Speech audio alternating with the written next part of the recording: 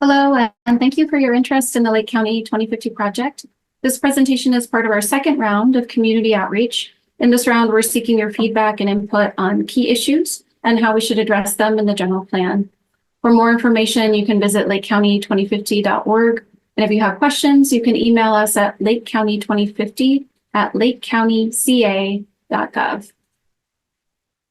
So in this presentation, I'm going to start with an overview of the Lake County 2050 project. This is to introduce those of you who are new to the process, also to remind those of you who have already been involved what it is we're doing. And I'll also review what we did in the first round of community engagement and how that relates to this current phase. I'll then present information about how to participate in the Community Change Survey, which is the focus of this round of engagement. And then I'll provide some background information about a concurrent and related planning effort, which is called the Housing Action and Implementation Plan, and how to respond to the survey questions about that topic. And then finally, I'll share some direction and information about next steps and how to participate. So what is Lake County 2050? This is a comprehensive update to the county's general plan, including all 8 of the county's local area plans that are shown here on this slide. And then there's also a couple concurrent planning efforts that are separate but related to the general plan update. That includes a climate adaptation plan, which will provide a countywide framework to adapt to climate change, as well as the housing action and implementation plan, which I'll cover more later in this presentation. So some of you may be wondering, what is a general plan? A general plan is a long-term plan. In this case, we're looking out to the year 2050, and it guides the county's decisions on a variety of topics for the unincorporated parts of the county. It's often referred to as the Constitution that guides the land use and development of a jurisdiction, and that's because it provides an overarching framework for all of the more detailed regulations, guidelines, and other plans that affect how development can happen.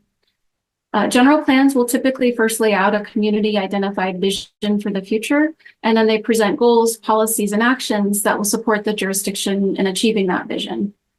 And it's important for the general plan to provide consistent direction so that everyone can have some certainty about the future of the community. And also, because the general plan addresses so many different topics, it requires careful thinking and real community input and direction to balance growth, conservation, and quality of life in a way that supports the community's vision. And then finally, another role of the general plan is to document baseline environmental conditions so that everyone has a shared understanding of our starting point for the plan. So there are 8 topics that state law requires the general plan to address. But local agencies aren't limited to just these topics and can cover other topics to meet local needs.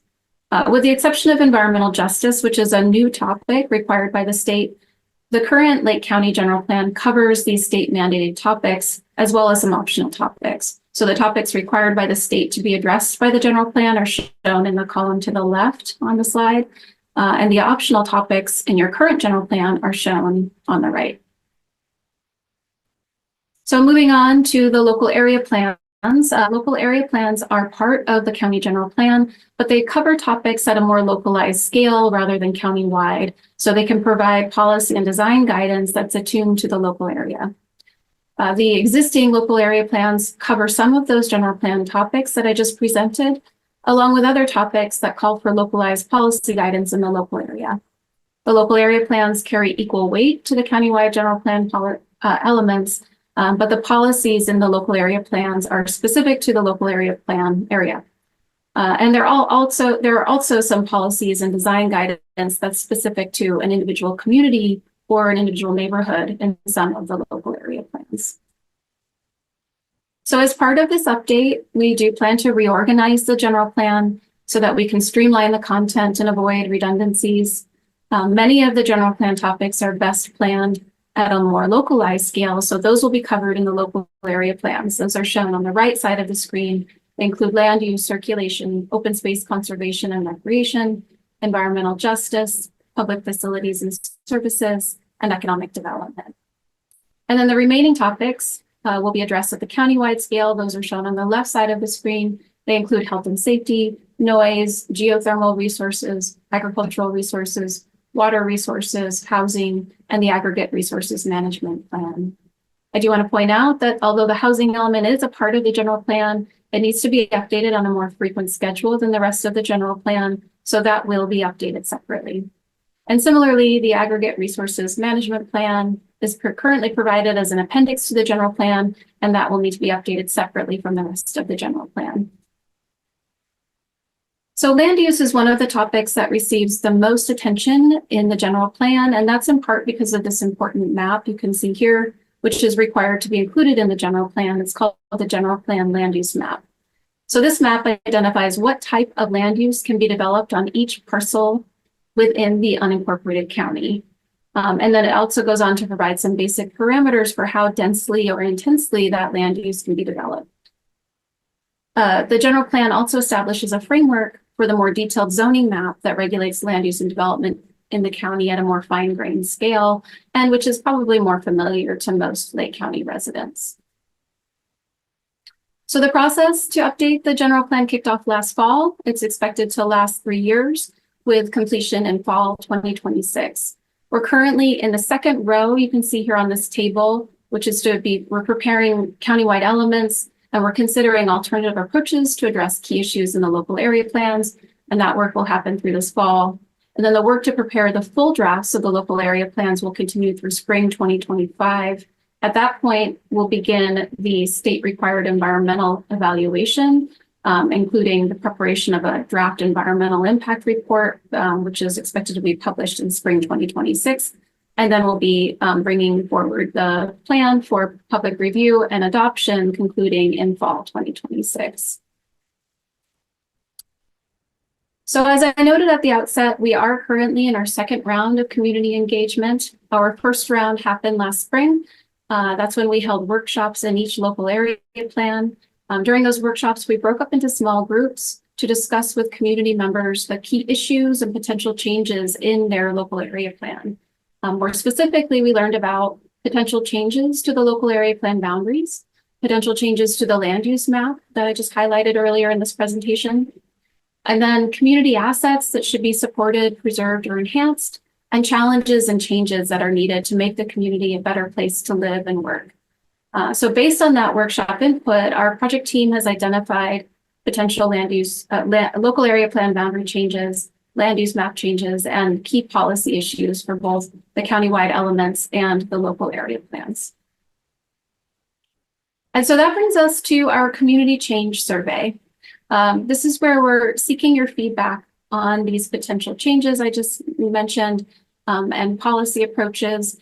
And we have a pretty detailed survey where you have the opportunity to tell us how your community and the county should physically grow and change over time, how the county should address the key issues in the general plan, and how the county should meet housing demands.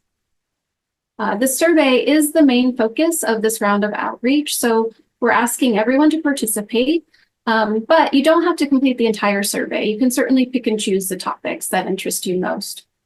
And I should also point out that the surveys are customized for each local area plan. So your first step will be to find your survey based on which local area plan you live or work in. And then once you get into the survey, you'll see that there are 7 parts. Part 1 just asks some basic questions to help us understand who we're reaching through the survey. And then parts 2 to 3 ask about potential changes to local area plan boundaries, community growth boundaries, and land use designations. Part 4 asks questions about the representation of individual communities and neighborhoods in the general plan. Part 5 asks about what policy approaches you would support to address select key issues facing the county. And then Part 6 asks questions to inform the development of the Housing Action and Implementation Plan. And finally, Part 7 gives you the opportunity to provide other input not asked about in the survey. So going into this a little bit more closely, I'm going to start with Part 2, which has several map-based questions. And some of those questions ask about potential local area plan boundary changes that were identified from that first round of community workshops. So you can see here on this slide an example of a potential local area plan boundary change. And this is the boundary between the Middletown and Lower Lake local area plans. And so this boundary change question is asked about in both the Middletown and Lower Lake local area plan surveys. So in this map, the blue line shows the existing local area plan boundary, and then the dashed kind of yellow-orange line shows the potential area to change. So in this example, the western and southern Middletown local area plan boundary would remain largely unchanged, but the northern boundary would extend north into what's currently the Lower Lake local area plan. So again, this is just an example of potential local area plan boundary change asked about in the Middletown and Lower Lake surveys. And there are other questions related to boundary changes in other surveys. Some of the surveys also ask about potential changes to community growth boundaries. So community growth boundaries establish an outer limit for urban development. So you can see here in this example, this is a potential new community growth boundary for Loch Lomond in the Cobb local area plan. So this potential new growth boundary encompasses the urban land use designations in Loch Lomond, and it would establish a boundary for future development in that community. Some surveys also ask about input on potential land use map changes. So in this example, you can see a potential land use map change in the Lakeport local area plan. Here we're asking whether the service commercial designation that's outlined in black should change to a different use. I also want to point out that there's a reference document that we've prepared that explains what each general plan land use designation means. So if you're curious about these land use designations shown in the legend and what they really mean in more detail, you can check out that reference document. It's available on our lakecounty2050.org website, which you can access here with this bit.ly link, or just go to the website and look around. I also want to point out that some of the survey questions about land use map changes include maps that like this that you see here on this slide that ask about specific locations, while other questions don't include map references and ask more general land use map input. There is a relatively short section in each survey that also asks you to identify any communities or neighborhoods that are not represented well in your local area plan, and whether any communities or neighborhoods require localized policy or design guidance. And then the policy options section of each survey asks for your input on how the general plan should address some of the key policy issues raised by community members during our last round of outreach. So this section organizes the questions by policy topic, things like land use, health and safety, and economic development. For each question, we present the issue, and then we offer a range of policy approaches to address the issue. So you can select all of the policy ideas that you support and leave out the ones you don't support. And then you can also suggest other policy ideas not listed in the survey for the team to consider. And to be clear, this survey does not ask about all of the key issues that were identified by community members during the first round of workshops. There is a full list of those key issues available on our website. Again, you can access that via these links you can see here, or you can use this QR code, scan this QR code using your phone.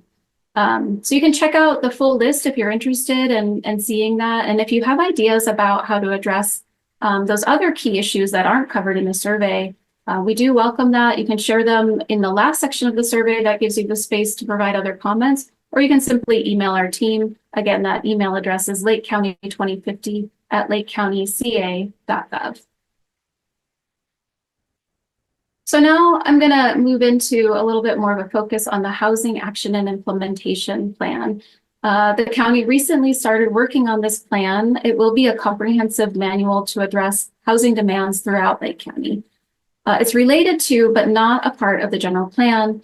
However, this work will serve as a foundation for the county's next housing element update that will be starting up soon.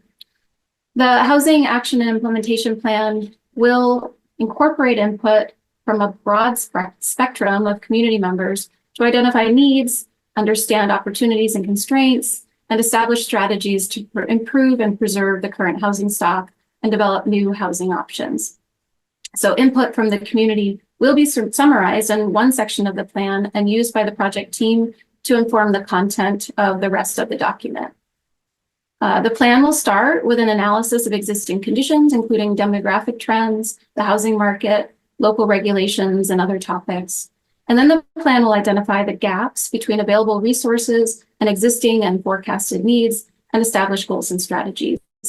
The plan will also provide decision makers and the community with action steps, as well as information on partnerships, funding, and resources to implement the identified strategies. An inventory of sites that are suitable for residential development will also be prepared and will be made available in an online interactive web map. So this project kicked off in May of this year, and a draft plan will be ready and presented to the Board of Supervisors and the community this fall, with a final draft anticipated by the end of 2024.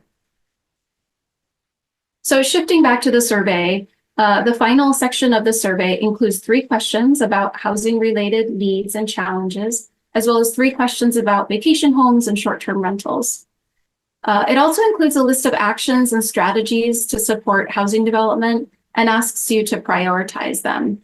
So this list of actions and strategies was drafted by California's Housing and Community Development Department for its pro-housing designation program. Cities and counties that adopt policies and practices that boost housing supply and achieve the pro-housing designation get an advantage when applying for a range of grant opportunities and exclusive access to certain types of grants. In addition to those grants benefits, adopting pro-housing policies and practices would provide potential benefits like reducing barriers to construction, lowering housing-related costs, and aligning housing policies with state goals, which then would increase the housing stock. Your response to this survey question will help the county determine which policies and practices are priorities to adopt and include in its application for a pro-housing designation. The Housing Action and Implementation Plan will include the prioritized list of pro-housing policies and practices as part of a larger, more comprehensive set of goals, strategies, and action steps that will be tailored to the unique needs and challenges throughout Lake County. So I hope you're all anxious to participate, and now I'm going to just tell you how you can do just that. So there are multiple ways to participate. First, you can simply access the survey online and fill it out there. And once you submit, you're done. And again, you can use this QR code or any of these links here to access the survey. You can also attend an upcoming open house where staff from the project team will be available to answer your questions and discuss the issues raised in the survey. There will be paper copies of the survey available at the open houses, along with supplemental information handouts. So you can fill out the survey while you're there at the open house, or you can take it home and fill it out and return it to the county later. Of course, you'll always have the option to fill it out online as well. So there are 2 open house events scheduled. One is on Monday, August 5th, from 6 o'clock to 8 o'clock p.m., and that's at the County Board Chambers in Lakeport. And the very next day, on Tuesday, August 6th, same time, 6 o'clock to 8 o'clock, this open house will be held at the Clear Lake Oaks Moose Lodge. There will be also materials and staff available to engage with Spanish-speaking community members at both those events. And finally, you can learn more at an upcoming live webinar if you prefer a virtual setting. We'll share the information and instruction that you heard in this presentation, but you'll have the ability to then ask questions of our project team. So if you have questions, I encourage you to check out one of those webinars. The webinars are scheduled, the first one on Tuesday, August 13th from 5:30 to 6:30 p.m. And the second is scheduled for Thursday, August 15th from 10 o'clock to 11 o'clock a.m. And I just want to point out too that all of the 2 webinars and the 2 open houses, there's really no difference between those events. So you can really just choose whichever one is more convenient for you. Okay, finally on this last slide, we'll take a look at what's ahead for the project once we finish this round of engagement. So what's ahead is that the survey will close on Monday, September 2nd, 2024. All paper copies are due to the county by Tuesday, the very next day, Tuesday, September 3rd. Once we review and synthesize the results, the community input will be reviewed by the local area plan advisory committees, which are being newly formed to guide the preparation of each local area plan, as well as the general plan advisory committee, which is overseeing the overall general plan update effort.